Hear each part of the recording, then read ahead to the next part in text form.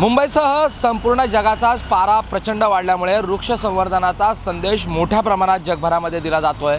मात्र मुंबईच्या रस्त्यांवर जी झाडं मोठ्या प्रमाणात वाढलेली आहेत त्यांची बेसुमार कत्तल जी आहे ती विष प्रयोग देऊन केल्याची घटना समोर आलेली आहे। मी सध्या आहे मुंबईच्या पूर्व द्रुतगती मार्गावर घाटकोपरच्या रमाबाई कॉलनी समोर असलेली ही जी झाडं आपण पाहतोय यांच्यावर विष प्रयोग करण्यात आलेला आहे। सुमारे 55 झाडांवर अशा प्रकारे त्यांची कत्तल करून विष प्रयोग केल्याचं समोर येत आहे। आपण जर इथे हे झाड बघितलं, या झाडावर ड्रिल करून अशा प्रकारे यामध्ये विष प्रयोग जो आहे तो केल्याचं समोर आलेला आहे।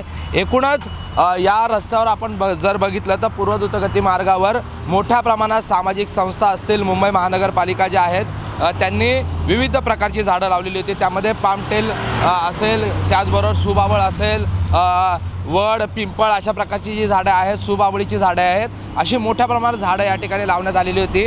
जे होणारं प्रदूषण आहे ते कमी करण्यासाठी, त्याचबरोबर जो हा जर संपूर्ण रस्ता बघितला तर त्याच्यावर सुशोभीकरणासाठी ही सगळी झाडं लावण्यात आलेली होती। मात्र या ठिकाणी ही जी झाडं आहेत ती झाडं त्यांची कत्तल केल्याचं समोर आलेलं आहे। मुंबई महानगरपालिका एन विभागाच्या वतीने या संदर्भात पंतनगर पोलीस ठाण्यामध्ये गुन्हा दाखल केलेला आहे। आणि आपण जर बघितलं तर ही संपूर्ण झाडं जी आहेत ती बऱ्यापैकी या ठिकाणी वाढलेली होती। मात्र त्यांच्यामध्ये आतमध्ये ड्रिल करून हा विष प्रयोग केल्याचं समोर आलेलं आहे।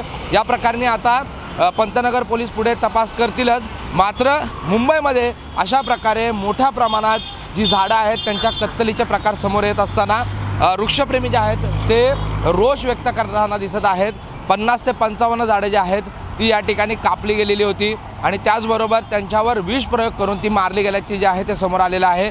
यामध्ये काही जाहिरातदार जे या ठिकाणी मोठे मोठे फलक लागलेले आहेत त्या जाहिरातदारांनी हे केल्याचं जे आहे ती चर्चा आहे। त्याचबरोबर या ठिकाणी काही नवीन इमारती आता तयार होत आहेत, त्यांनी हे केल्याचं देखील बोललं जात आहे। त्यामुळे आता या संपूर्ण प्रकरणी पंतनगर पोलीस ठाणे जे आहे तो पुढील तपास करतीलच। मात्र अशा प्रकारे ह्या झाडांची कत्तल झाल्यामुळे वृक्षप्रेमी मात्र प्रचंड नाराजी व्यक्त करत आहेत आणि ज्यांनी हे कृत्य केलेलं आहे त्यांच्यावर कठोर कारवाईची मागणी होते आहे। प्रशांत बडे, एबीपी माझा, मुंबई। एबीपी माझा, उघडा डोळे बघा नीट।